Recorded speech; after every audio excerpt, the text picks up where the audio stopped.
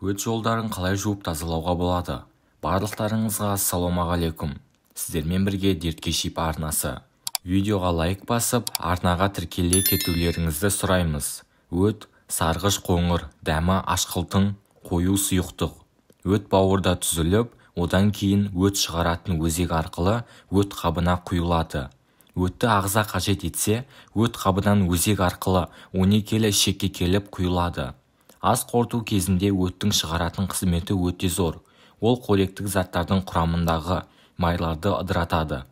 Өттің әсерінен ферменттердің қатысуымен ас қорыту процесі жүреді. Бауырда бөлінген өтпен бірге ағзаға қажеті жоқ және де зиянды химиялық заттар сыртқа шығарылады. Өт қызметінің бұзылуынан өт қабында өттің қоюлануы асқазан ішек жолдарының ғана емес, сонымен қатар басқа да ағзалар мен жүйелерді зақымдайды. Адам толыққанды дәрумендер мен микроэлементтерді ала алмайды. Соның әсерінен түрлі шаршағыштық, ұйқысыздық, тағы да басқа симптомдарды пайда болуы мүмкін. Өт жолдарын тазалау.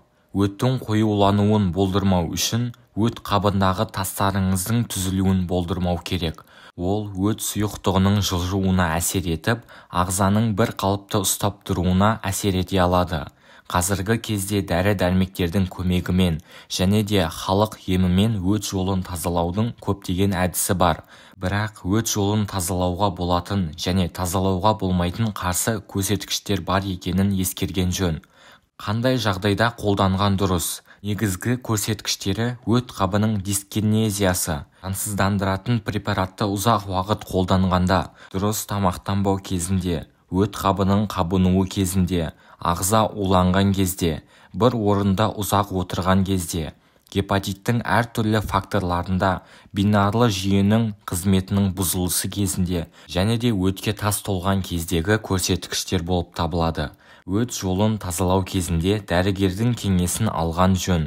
Тазалаудан бұрын кейбір ауруларды емдеп алған дұрыс. Бауыр және де өт қызметінің бұзылысының симптомдарына тоқталсақ, оң жақ қабырғаның ауырсынуы, метеоризм, үлкен дәреттің жүрмеуі, тәбеттің бұзылуы, ауызға қышқыл дәмнің келуі және де көкірек, әртүрлі деңгейдегі аллергия, әлсіздік, шаршағыштық. Бұл көрсеткіштер өт жолын тазалауды талап етеді.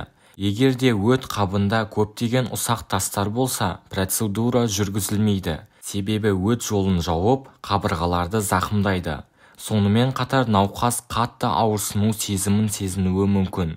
Өт тазалаған кезде дайындықты ішектен тазалау керек. Себебі токсиндерді ішектен тазалау арқылы ағзаға қажетті макро және де микроэлементтерді сақтап қаласыз. Сонымен қатар диета сақтау керектігінде ескеру керек. Диета кезінде бауыр қызметіне қысым түспеу үшін және де метеоризм болмау үшін жеңіл тағамдарды пайдаланған жөн. Көбінесе кашаларды, сорпаларды, қаймақтарды жеген пайдалы. Алкогольден, майлы және қуырылған тағамдардан бас тартыңыз.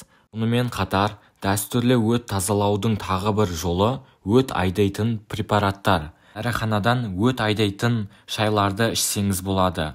Тағы да қайталап айтамыз, ең бірінші дәрігердің қабылдауынан өтіп барып, ем қабылдағаныңыз дұрыс болады. Ешқашан ауырмаңыздар, денсаулықтарыңыз мықты болсын.